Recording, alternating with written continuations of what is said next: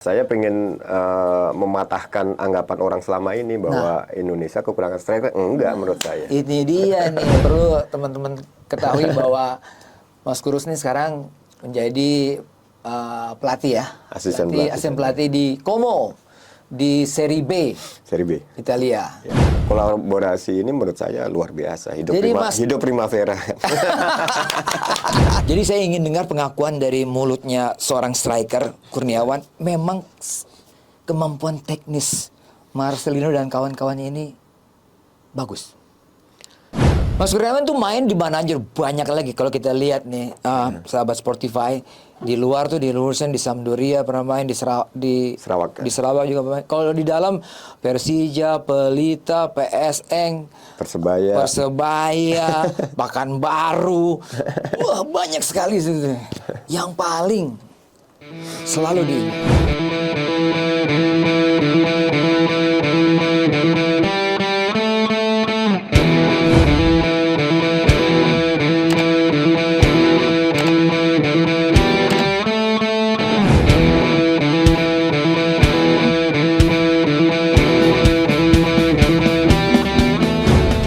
Sahabat Sportify, kita ketemu lagi di podcast Sportify.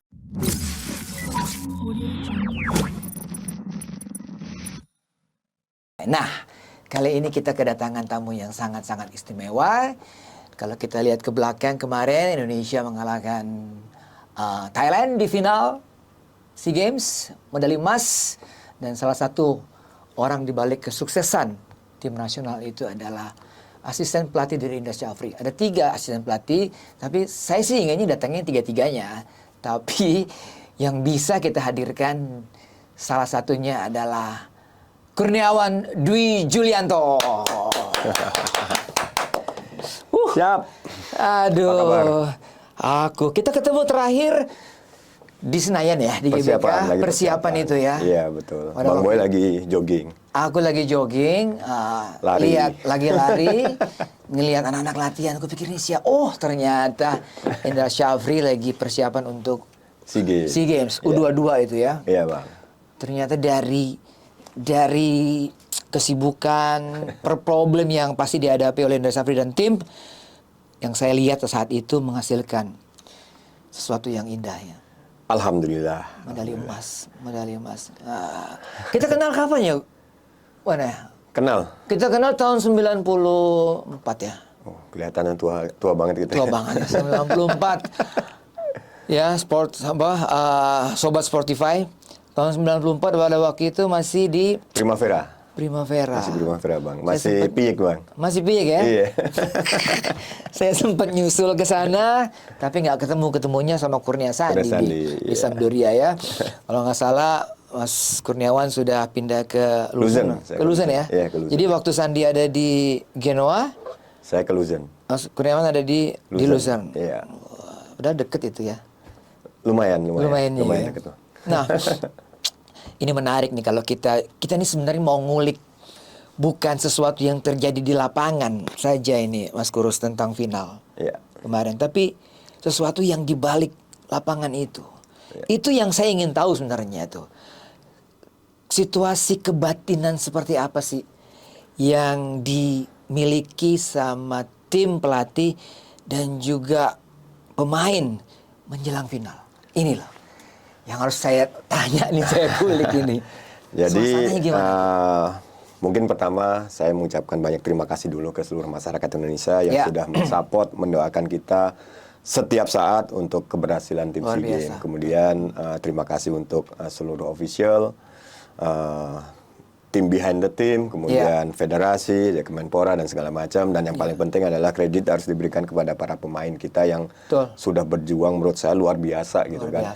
Jadi ketika pemain selesai menjalani kompetisi yang sangat padat di Liga Indonesia, mereka belum sempat liburan, belum sempat rest, tapi harus masuk training center untuk sebuah medali emas gitu kan. Dan mereka harus mengorbankan waktu mereka dengan keluarga, mengorbankan waktu lebaran mereka karena mereka nggak pulang kan saat lebaran. Jadi lebih ke kita pendekatan secara emosional gitu kan. Kita tekankan ke pemain bahwa jangan sampai pengorbanan kalian ini tidak menghasilkan apa-apa gitu kan. Jadi kalian udah masuk ke sini harus fokus dengan satu tujuan, dan alhamdulillah para pemain ini menurut saya luar biasa dewasanya gitu kan. Luar biasa dewasanya. Dewasanya karena mereka sadar, apalagi mereka yang sudah umur 22 tahun kan mungkin ini SEA Games terakhir kan. Sorry. Sikap kedewasaan tuh seperti apa yang terlihat dari pemain-pemain itu? Satu, mereka saling mengingatkan. Wow. Ya kan, ketika kita bicara rules, aturan, mereka sadar bahwa salah satu kunci sukses adalah disiplin gitu kan. Jadi terus terang kedewasaan mereka sedikit meringankan kerja dari kita. Gitu. Setuju saya. Jadi kita tidak lagi yang harus ngawasin mereka seperti beberapa tahun yang lalu gitu kan. Tapi seperti zaman sampean gitu. Seperti zaman saya gitu kan. Tapi mereka benar-benar mulai menyadari bahwa no never gitu kan.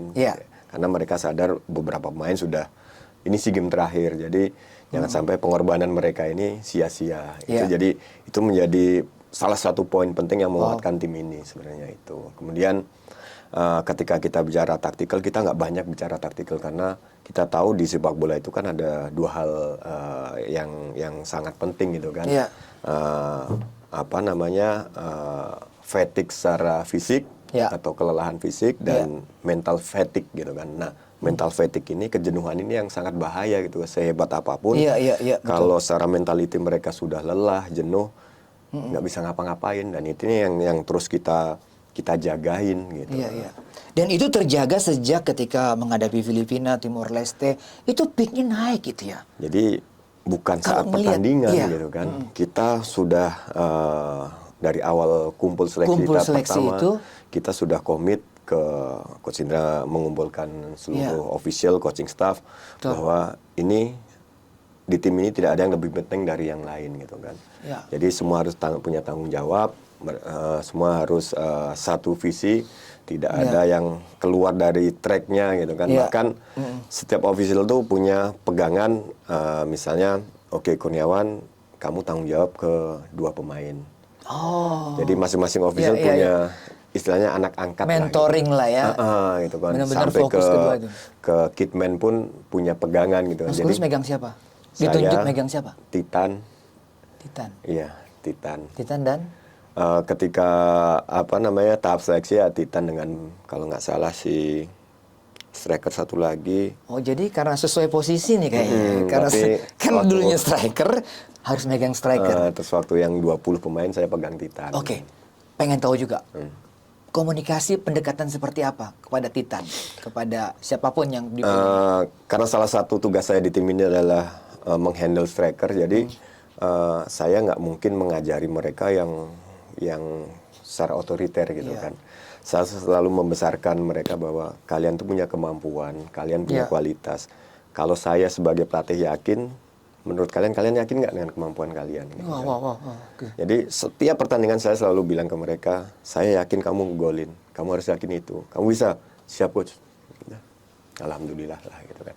Jadi coba untuk membesarkan hati mereka harus optimis dengan kemampuan mereka, karena memang kemampuan mereka menurut saya bagus sekali gitu kan. Cuman kadang-kadang rasa percaya diri yang ya wajar lah, setiap menjelang pertandingan kan pressure, tekanan itu kan ada itu. Jadi itu harus bisa dijadiin suatu motivasi, itu aja sih sebenarnya. Jadi tidak ada semacam jarak antara pemain yang di bench dengan pemain yang starter. Nggak ada di situ. Semua kompak, semua merasa bersama, semua sehati di situ. Ya, saling support. Terus kemudian yang ya bersyukur juga bahwa 20 pemain yang kita pilih itu benar-benar yang terbaik gitu kan. Artinya ketika melakukan rotasi, hasil di lapangan, permainan di lapangan nggak jauh berbeda gitu kan. Dan ini yang selalu ditekankan oleh kami bahwa ini yang main tuh karena hanya terbentur aturan harus 11 pemain gitu kan. Jadi yang lain pun kemampuannya sama. Jadi suatu saat kalian masuk, kita nggak mau kalian merasa lebih rendah dari ini, kemampuannya juga enggak gitu kan. Dan itu alhamdulillah.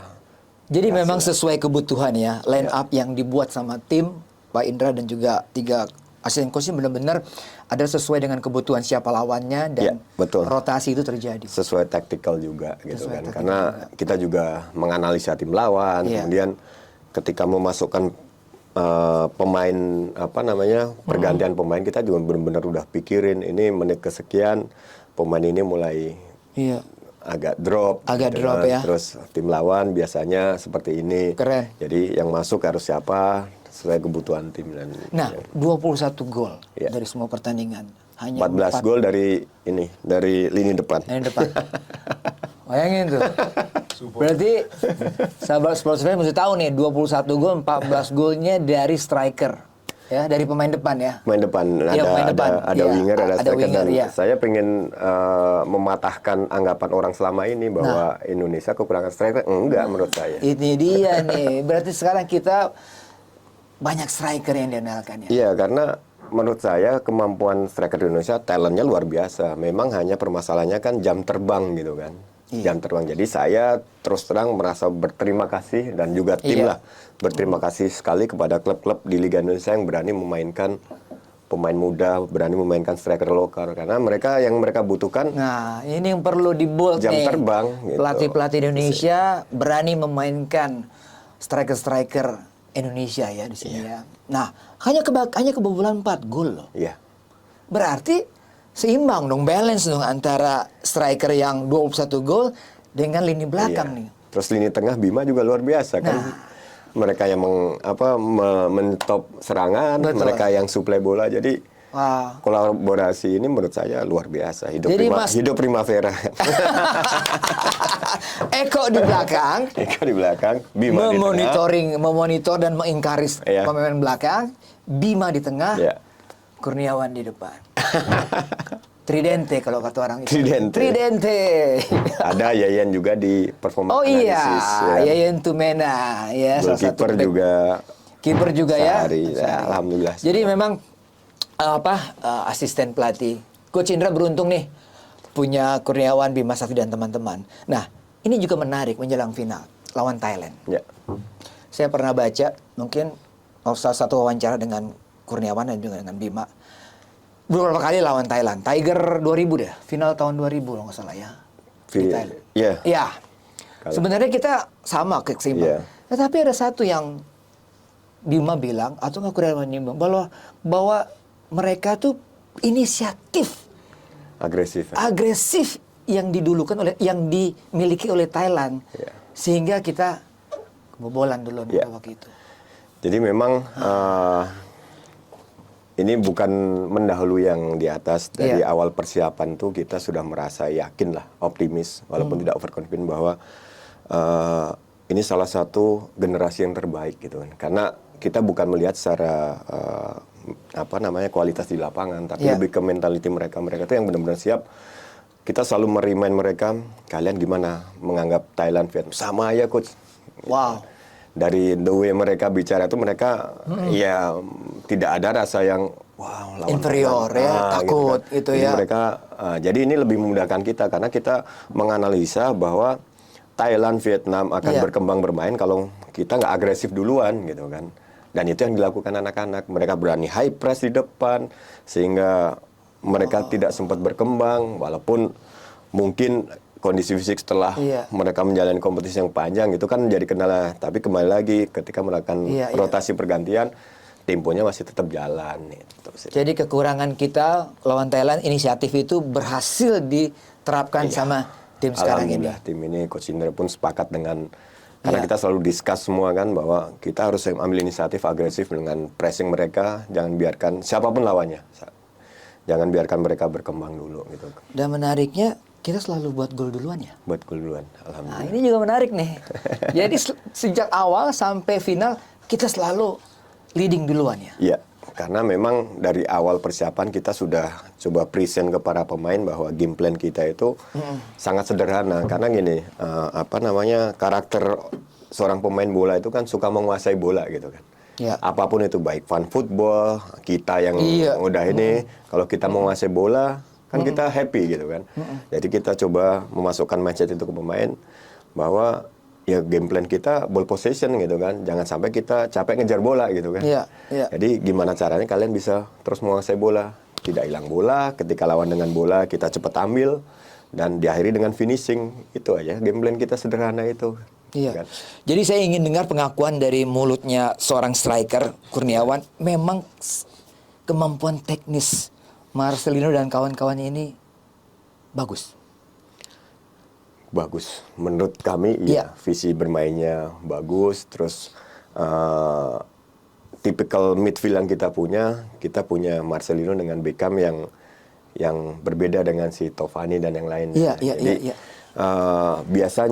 biasanya Indonesia ini kan dikenal ketika attacking selalu presentasinya banyak dari wing play gitu kan. Iya. Dan kemarin hasil data statistik yang kita punya itu beberapa pertandingan justru attacking kita presentasinya banyak dari tengah. Artinya kan midfield kita juga berkontribusi penuh, dia tidak hanya penyuplai bola gitu. Dan ini terus terang mungkin salah satu yang membingungkan tim lawan, karena biasanya tim lawan menganalisa, oke, coba stop di wing. Pasti akan susah, dan kita bisa. Ternyata kita bisa melakukan variasi penyerangan melalui tengah. Iya, karena si Marcelino terus Beckham ini kan kuat pegang bolanya. Kuat pegang bola, capingnya bagus. Wah, ini istilah-istilah bola kita dapat banyak nih. Ya kan ilmu dari ini ilmu Como nih, ilmu Itali nih. Nah, lawan Thailand. Ya. Itu drama, itu tensinya tinggi, segala macam. Tapi yang saya lihat ya, walaupun terjadi ekses di bench ya. Pemain itu nggak terpengaruh. Ini nih.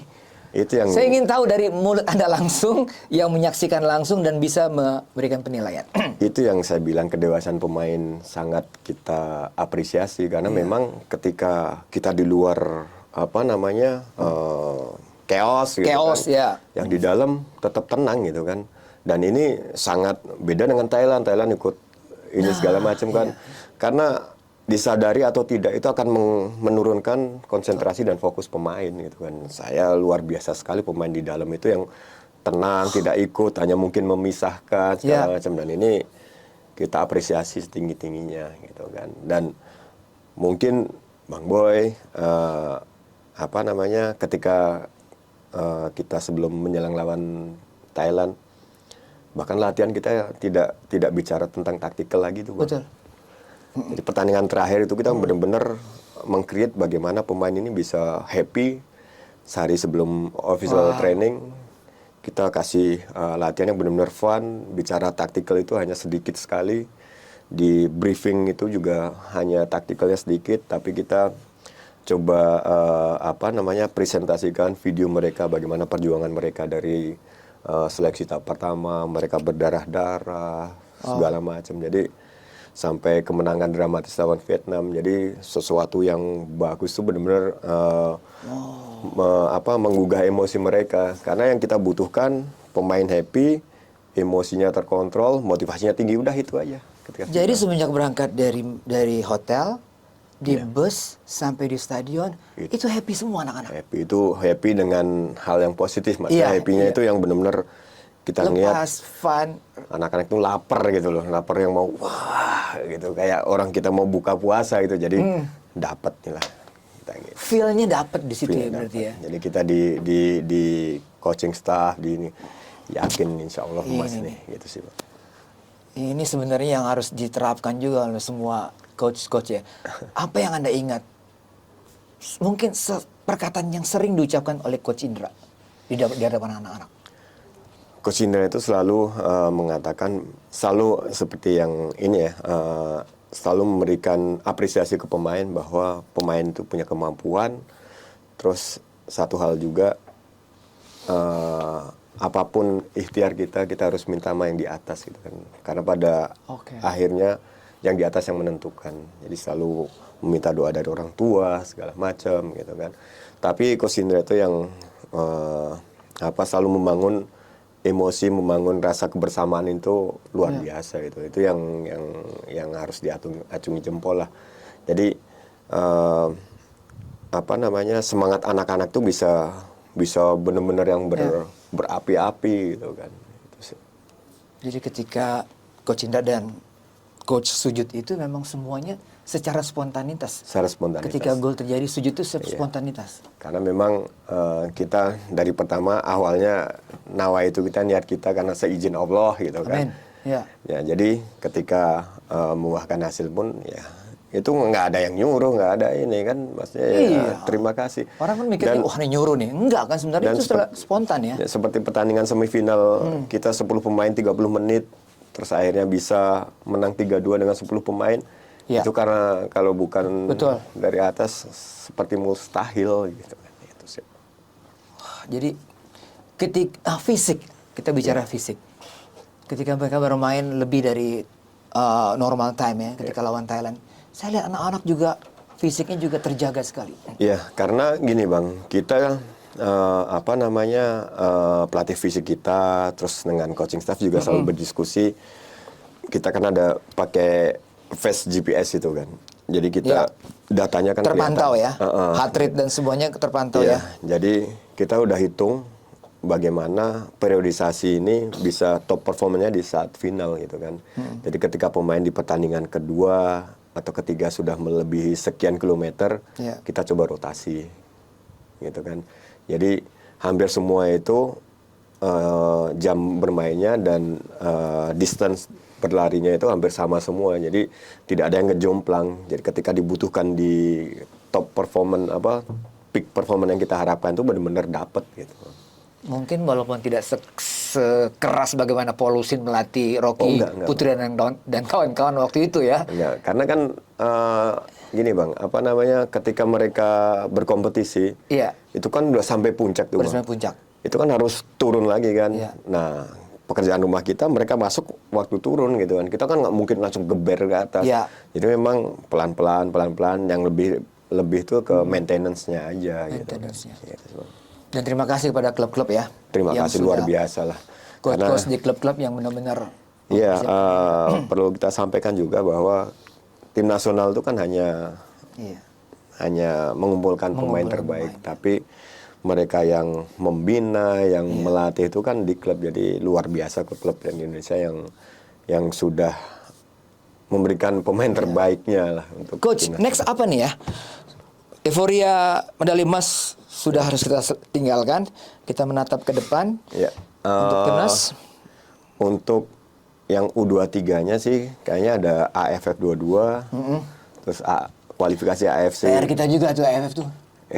Ya kan? Mudah-mudahan emas di SEA Games amin. Menular ya. Kualifikasi AFC 23 hari ini nih drawingnya.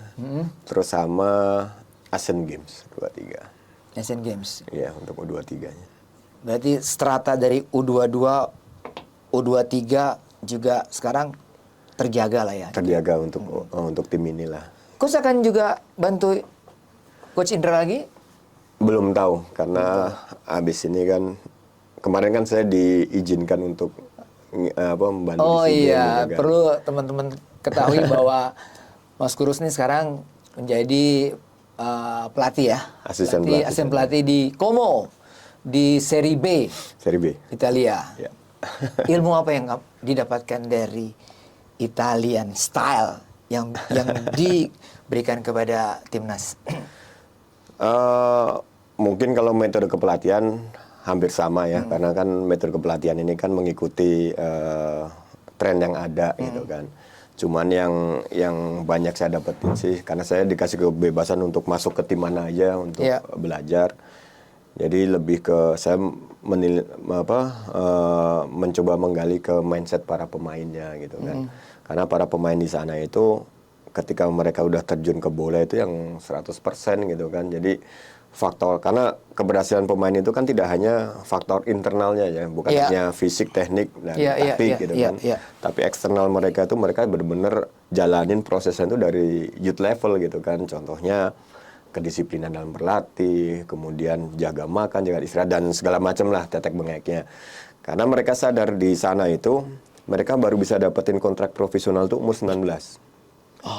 Jadi proses dari 8 tahun ke 19 tahun tuh mereka harus kerja keras untuk selalu ada di tim utamanya nih. Karena mereka kan kompetisinya U8, 10 segala macam itu kan reguler kan. Kompetisi reguler. Jadi kalau mereka masih dalam lingkaran ini, kesempatan untuk dapat kontrak profesional di tim senior itu tinggi gitu kan. Nah, sebagai coach, lesson kepelatihan seperti apa yang dituntut oleh sepak bola di Italia? Yang pasti harus berlisensi UEFA gitu kan. UEFA. Jadi sekarang coach Kur lagi kejar itu. Mudah-mudahan. Insya Allah pasti bisa. Sulit ya? Sangat sulit. Nggak gampang. Nggak gampang. Luar biasa. Tapi mudah-mudahan semuanya bisa berjalan dengan lancar. Amin, mohon doanya. Kan? Nah, apa yang Anda harapkan? Apa yang coach harapkan dari sepak bola Indonesia sekarang saat ini? Berawal dari satu sejarah di SEA Games ini ke depan. Ya, sebenarnya keberhasilan kemarin bagi saya sih bukan hanya sekedar memecahkan rekor 32 tahun, tapi bagi saya itu lebih ke secara general sih membangkitkan kembali mimpi adik-adik kita yang ingin menjadi pemain bola gitu kan. Karena kemarin saya sempat khawatir dengan adanya tragedi Kanjuruhan gitu kan, ketika mimpi adik-adik ini pengen jadi pemain bola mungkin dilarang oleh orang tuanya gitu. Tapi dengan adanya emas SEA Games ini mudah-mudahan mimpi itu ada lagi dari adik. Tapi saya juga berharap mimpi itu aja nggak cukup gitu kan. Artinya ini jadi pekerjaan yang berat menurut saya bagi seluruh stakeholder sepak bola. Ya udah, ayo niat kita untuk sepak bola ini apa gitu kan. Jadi kita bikin sesuatu yang ya perlu proses itu kan, segala sesuatu nggak mungkin instan gitu kan. Karena masa depan sepak bola Indonesia kan terutama untuk pemain kan ada di adik-adik ini. Jadi mungkin kita bisa belajar ke negara yang lebih maju segala macam, gimana sih mendevelop dan memaintain para pemain muda gitu sih. Iya. Pernah membela timnas di SEA Games, pernah bermain di SEA Games itu berapa kali? Saya dulu kan belum U23 ya, masih bebas ya. Masih bebas ya? Jadi saya ikut SEA Games tuh ketika saya umur 18 atau 19 tahun tuh. SEA Games 95 di Chiang Mai, tapi gagal fase grup karena kita kalah sama Vietnam pertandingan terakhir. Kemudian SEA Games 97 di Jakarta, kita kalah di final, adu penalti. Dan alhamdulillah kemarin terbalaskan, walaupun bukan sebagai pemain, sebagai asisten pelatih, tapi minimal emas dapat lah. Ada di atmosfer kemenangan itu ya. Gitu. itu juga udah luar biasa tuh. Iya. Wow. Nah, teman-teman Primavera sekarang kemana aja ya? Wah, alhamdulillah banyak yang masih di circle sepak bola lah. Di circle sepak bola. Kalau di timnas tuh ada, kemarin terakhir kan ada saya, Bima, dengan Eko di asisten pelatih, kemudian Yayan di performan analisis, kemudian ada Kurnia Sandi di pelatih goalkeeper di timnas putri. Terus yang lain-lain banyak yang jadi pelatih di klub-klub Liga 1, Liga 2 lah. Masih kontak ya? Kita masih ada grup. Kita ada grup. Oh, ada grup ya? Wah, kapan-kapan kita undang nih grupnya. Iya, boleh. Nah, satu lagi. Erick Thohir, ketum PSSI sekarang ya. Nah, peringkat kita nih kemarin dengan menang di SEA Games lumayan juga naiknya. Dari 151 ke 149. Kalau nggak salah. Iya, saya baca itu. Nah, targetnya 100. Iya. Ini saya mesti tanya juga nih ke Coach Gunawan. Realistis nggak? Iya, sah-sah aja lah. Artinya target itu kan boleh aja kan. Cuman saya sih berharap tidak hanya target, tapi harus dibarengin dengan kerja keras lah. Kenaikan peringkat itu kan bisa dilakukan ketika timnas senior bertanding dengan tim yang levelnya lebih di atas, peringkatnya lebih di atas, dan menang gitu. Dan ini menjadi pekerjaan rumah untuk federasi dan juga coaching staff di tim senior dan juga para pemain. Saya sih berharap, saya rasa semua pemain nasional yang ada sekarang juga pengen memberikan yang terbaik untuk bangsa inilah. Itu sih. Mudah-mudahan sih dapat tercapai lah. Jadi kita bisa lah tembus peringkat 100 itu ya. Seharusnya bisa lah. Harusnya Dengan kemampuan pemain yang ada di Indonesia sekarang ini kan luar biasa gitu. Nah, kita akan kedatangan tim Argentina kalau nggak salah ya. Tanggal 19 ya. Tanggal 19. Dapat tiketnya nggak? Gampang nggak? Nah, ini warga Coldplay. Perang tiket deh. Ini sesuatu yang bagus juga lah buat atmosfer sepak bola kita ya. Ya kan pro kontra juga gitu kan. Ada yang bilang ngapain 100 miliar gitu kan. Nah kalau dari saya pribadi sih, ya toh ini kan akan datang juga. Jangan sampai apa namanya duit segitu banyaknya kita nggak dapat apa-apa gitu kan. Minimal harus ada hal positif yang didapat dari tim nasional, dari federasi dan dari para pemain itu sendiri gitu kan.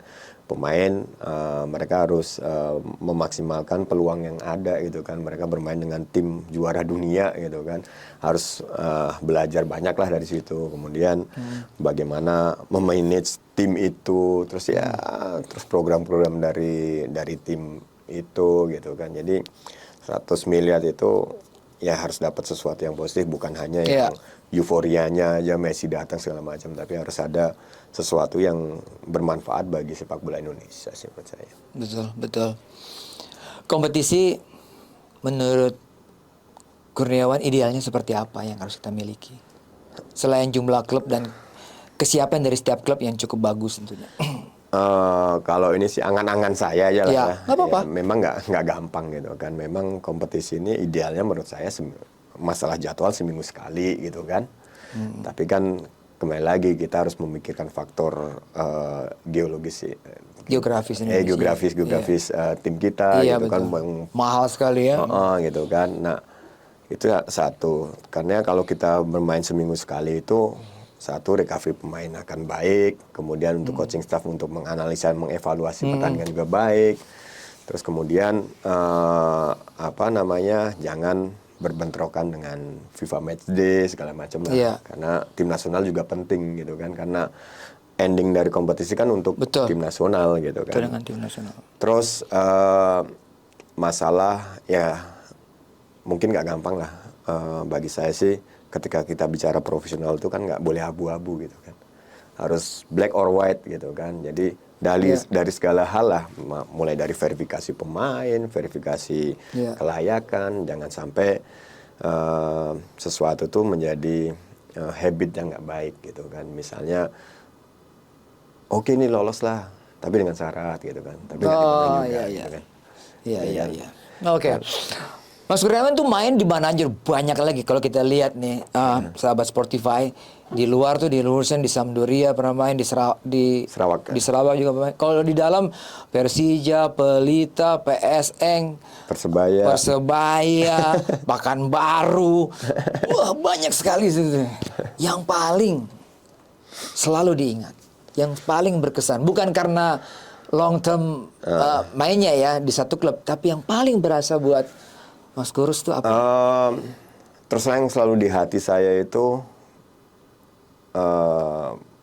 Pelita ya.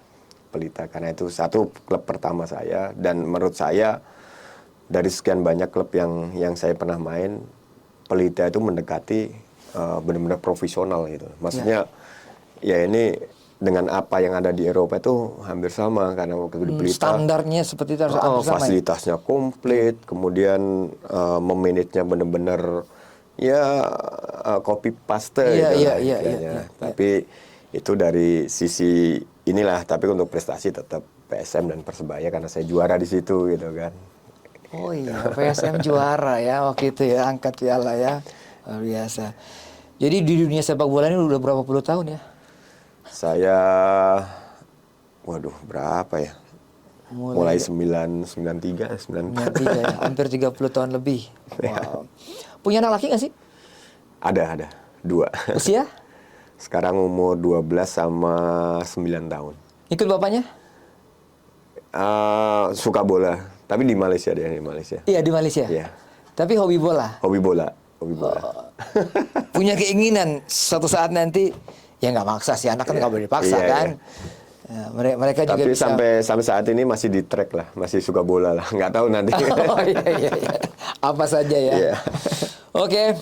Wah, kita sebenarnya pengen banyak lagi ngulik nih, tapi waktunya, dan kita berterima kasih di dalam kesibukannya Mas Kurniawan, dia bisa hadir di sini untuk berbagi cerita bagaimana di balik kesuksesan tim nasional kita di SEA Games ya. Thank you. Luar biasa ya. Tadi apa satu lagi? Kebersamaan ya. Kebersamaan Dan fokus. Iya. Dan juga mereka saling menguatkan. Saling menguatkan itu paling penting. Gitu. Thank you Gurus. Siap. Untuk kehadirannya. Terima kasih undangannya. Sukses selalu. Amin. Dan apa yang dicita-citakan tadi apa? Pro UEFA bisa tergabung. Amin. Dan juga di timnas. Oke, sampai ketemu di lain kesempatan. Set. Audio